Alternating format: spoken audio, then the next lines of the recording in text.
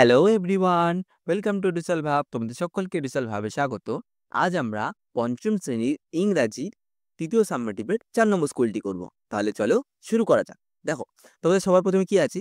Reading আছে, reading skill আছে, কি সিন আছে, কার সম্পর্কে আছে না পিটি উষা সম্পর্কে দেওয়া আছে। ঠিক আছে, এটা তোমাদের টেক্সট বই থেকে তুলে দেওয়া আছে। ঠিক আছে, আমি আর এটা পড়াচ্ছি না, টেক্সট বই আমি কিচ্ছু পড়াবো না। টেক্সট বই শুধু সরাসরি প্রশ্ন উত্তর আর আনসিন আর গ্রামার এগুলো সব করিয়ে দেবো। বাট টেক্সট বইয়ের রেডিংটা তোমরা নিজেরাই পড়বে। ঠিক আছে, কারণ এগুলো বলতে গেলে প্রতিদিন ভিডিওতে বলি যে বিশাল বড় হয়ে যায়। ঠিক আছে, আমি নেক্সট দিন থেকে বলবো না। দেখো, নেক্সট প্রশ্ন উত্তরে চলে যাই আমরা। দেখো কি আছে, অ্যান্সার দ্য ফলোইং কোশ্চেন। নিচের প্রশ্নগুলোর উত্তর দিতে বলেছে। কি আছে দেখো, where was PT Usha born? PT Usha কোথায় জন্মগ্রহণ করেছিল?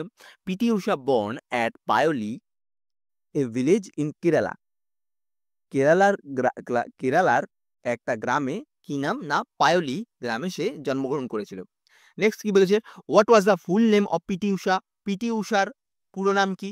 পিটি উষার পুরো নাম হচ্ছে, দেখো, the full name of PT Usha is Pilavullakandi Thekkeparambil Usha. ঠিক আছে, এটা সাউথের নাম, সাউথের নামগুলো এরকমই হয়। নেক্সট কি আছে দেখো, how was Usha's health in her childhood? উষার স্বাস্থ্য কেমন ছিল তার শৈশবকালে? Usha was affected by health in her childhood. Usha affected মানে কি বলতো, প্রভাবিত হয়েছিল মানে অসুস্থ শরীরে, ইন হার চাইল্ডহুড শৈশবে। নেক্সট কি বলেছে দেখো, ওয়াই ওয়াজ উষা ফেমাস? উষা কেন ফেমাস মানে বিখ্যাত ছিল? কেন বিখ্যাত ছিল? Usha is famous for being the most successful female athlete. মানে মোস্ট সাকসেসফুল ফিমেল অ্যাথলিট কথার অর্থ হলো মানে মেয়েদের মধ্যে সব থেকে বেশি বিখ্যাত ছিল ফ্রম ইন্ডিয়া, ভারত থেকে। ঠিক আছে,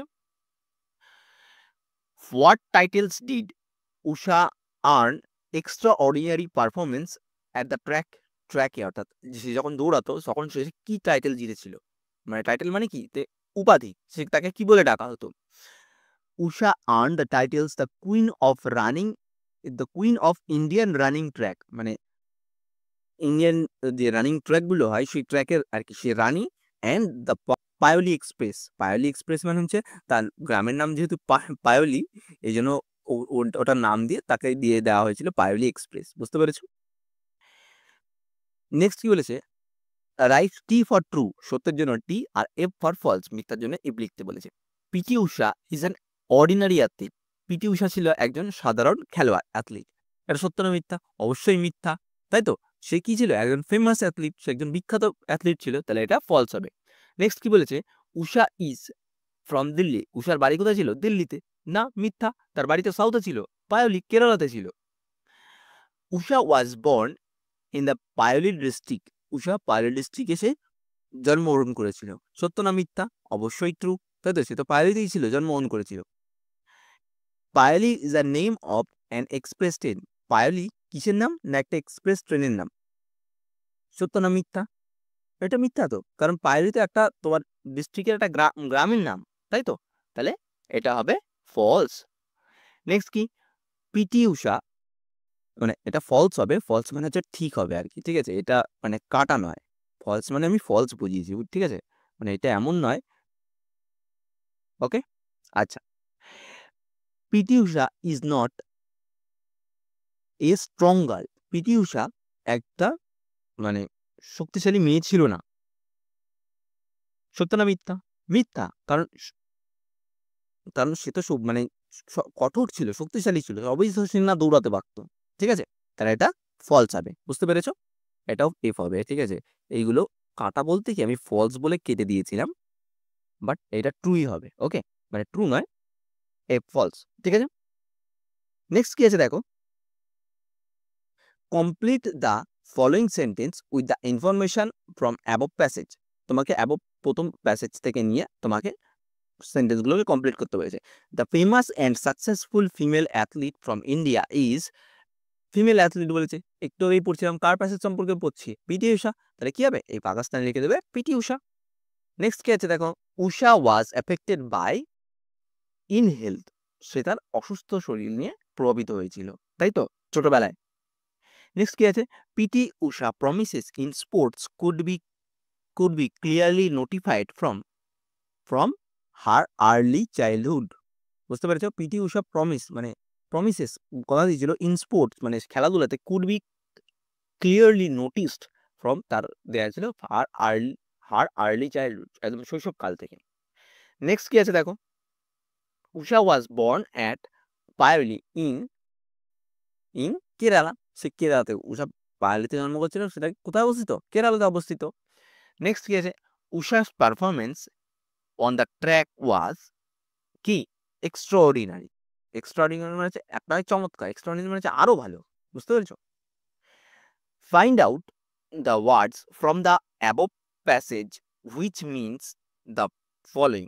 ঠিক আছে, achieved earn, okay, become ill affected by ill health.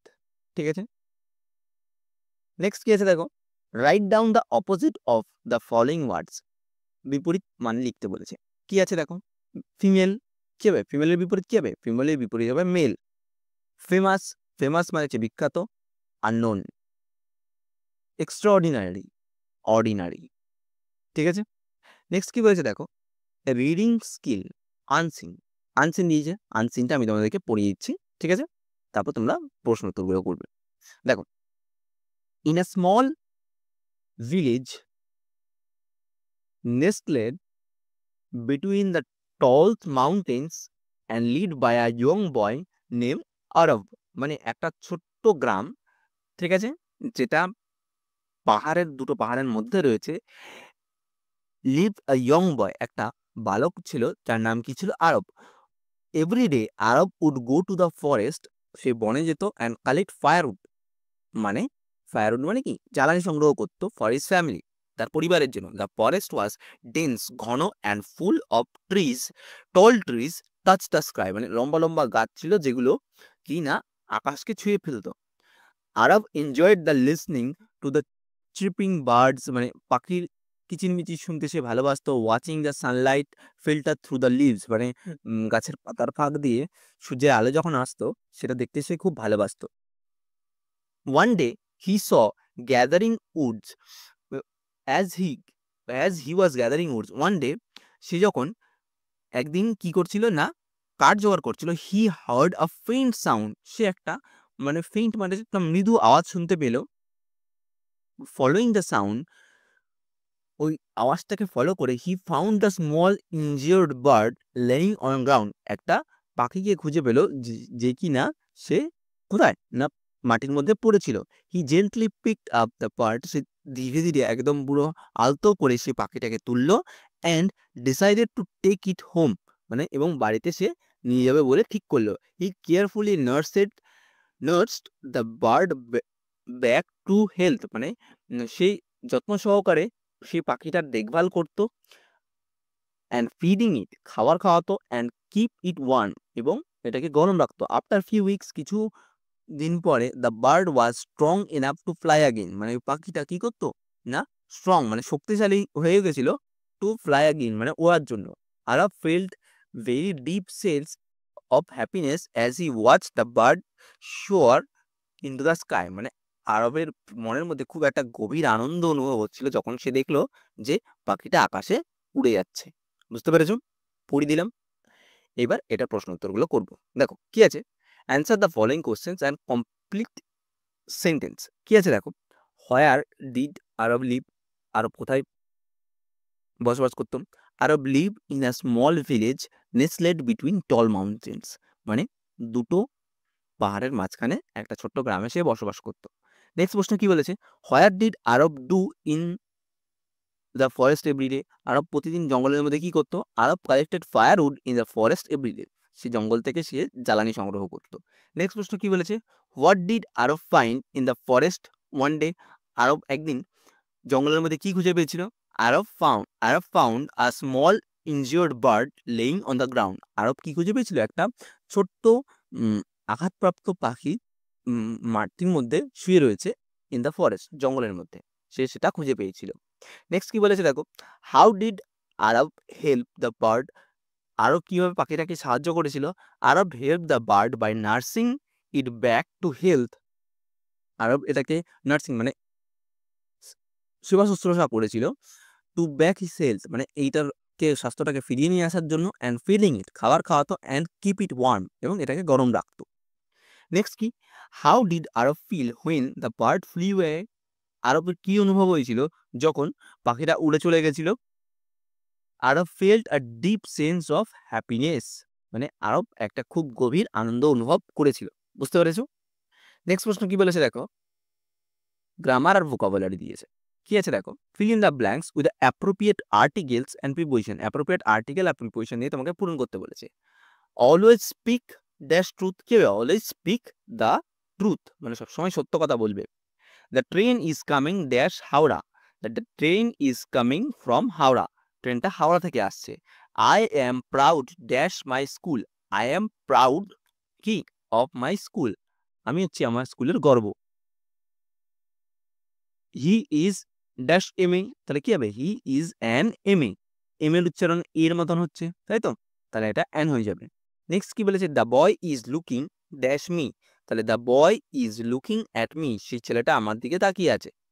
Next কি আছে দেখো, change the gender of following words, gender পাল্টাতে বলেছে অর্থাৎ লিঙ্গ পরিবর্তন করতে বলেছে। Drake duck, bee drone, king queen, monk nun, horse mare, ঠিক আছে? মেরে মেরে বা মৃে, ঠিক আছে?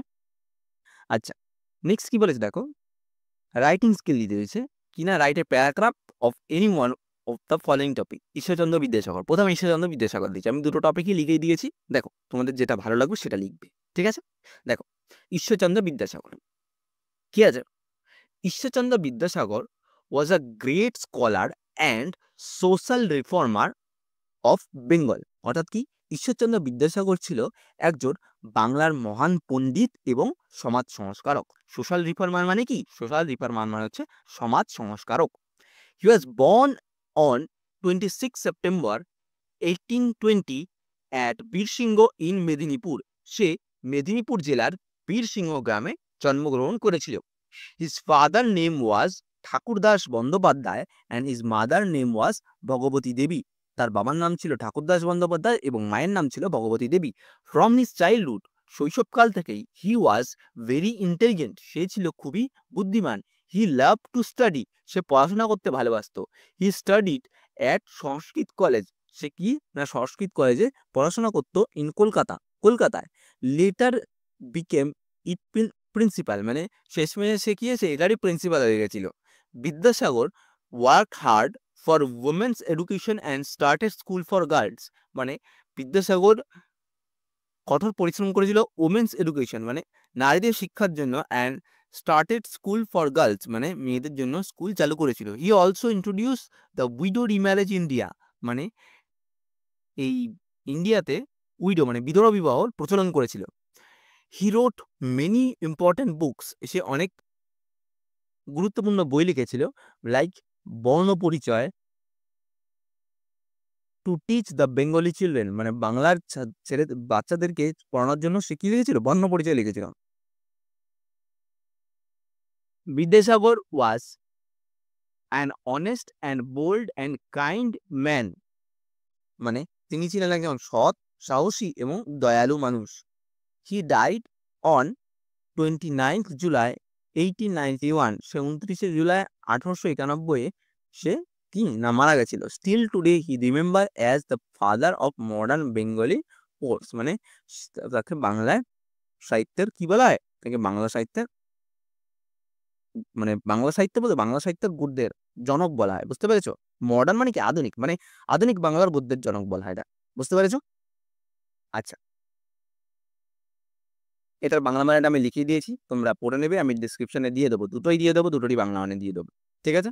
চলো নেক্সট কি আছে, ন্যাশনাল ফ্ল্যাগ, জাতীয় পতাকা। দেখো ন্যাশনাল ফ্ল্যাগ কি আছে, প্রথম লাইনটা দেখো, national flag is a pride of our country, জাতীয় পতাকা আমাদের দেশের গৌরব। The flag of India is called Tiranga, মানে আমাদের জাতীয় পতাকাকে কি বলা হয়, তিরঙ্গা বলা হয়, বিকজ ইট হ্যাজ 3 কালার্স, মানে এটা 3টে কালার আছে। টপ পার্ট ইজ স্যাফরন, প্রথম একদম উপরের পার্টটা কি স্যাফরন, স্যাফরন কথার অর্থ হলো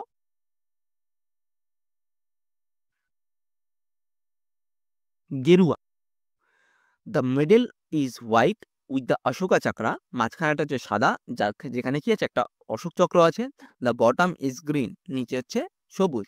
the saffron colour stands for the courage, মানে গেরুয়া রংটা কিসের জন্য, মানে সাহসের জন্য সেটা করা হয়েছে। White for piece and truth, white মানে হচ্ছে সাদাটা হচ্ছে কি, মানে পিস মানে শান্তি এবং সত্যের জন্য। And green stands for growth and prosperity, মানে সবুজটা কিসের জন্য, গ্রোথ মানে উন্নতি এবং সমৃদ্ধির প্রতীক। বুঝতে পেরেছো? The the Ashoka chakra has 24 spokes which means progress and justice, মানে যে তোমার অশোক চক্রে যে 24টা যে স্পোকস রয়েছে, লম্বা লম্বা কাঠির মতন রয়েছে, সেগুলো কিসের না, সেগুলো হচ্ছে অগ্রগতি আর কিসের প্রতীক, অগ্রগতি এবং ন্যায়ের প্রতীক। বুঝতে পেরেছো? We host our national flag on important days like independence day, আমরা স্বাধীনতা like independence day and Republic day, আমরা স্বাধীনতা দিবস এবং প্রজাতন্ত্র দিবসে কি না জাতীয় পতাকা উত্তোলন করি। We must always respect our flag, আমরা আমাদের জাতীয় পতাকাকে সবসময় কি করা, সম্মান করা উচিত। বুঝতে পেরেছো? এটা পড়ে দিলাম, এটার বাংলা মানেটা তোমরা এখান থেকে পড়ে নেবে। ঠিক আছে, আমি তাও তোমাদেরকে ডিসক্রিপশনে দিয়ে দেবো। ঠিক আছে, তাহলে দেখা হচ্ছে আবার নেক্সট ভিডিওতে।